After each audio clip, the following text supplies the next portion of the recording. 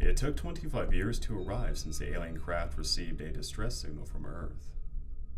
This craft was filled with extremely tall, humanoid, ethereal alien beings, traveling the galaxies assisting certain life planets as needed. In this case, the distress signal that was received from Earth was urgent and clear, that the terror was spreading quickly.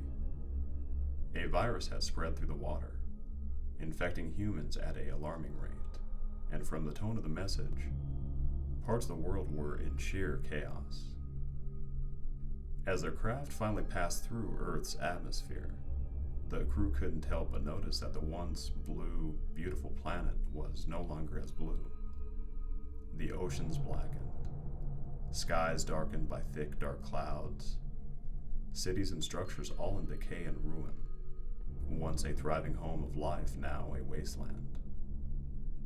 The craft finally landed in a large open football stadium.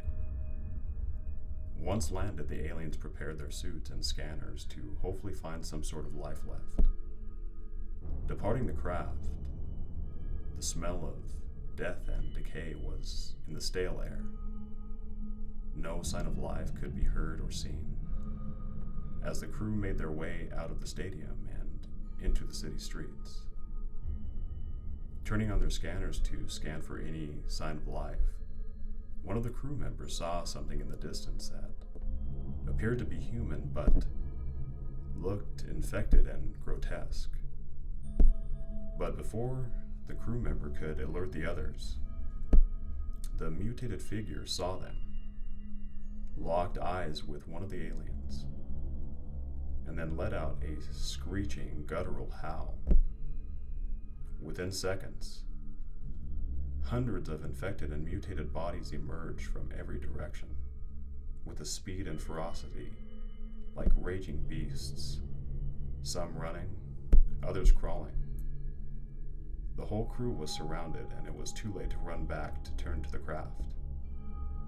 The mangled, mutated, grotesque creatures that were once human pounced on the aliens, ripping and biting and tearing into their skin with insatiable hunger. Some of the crew tried to send distress signals back home, but to no avail.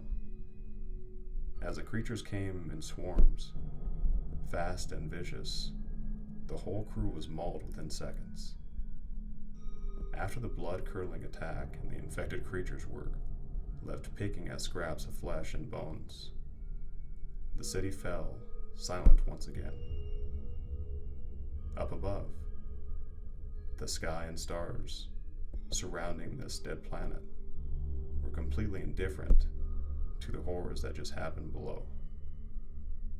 Until next time, when another unfortunate crew decides to land on the now dead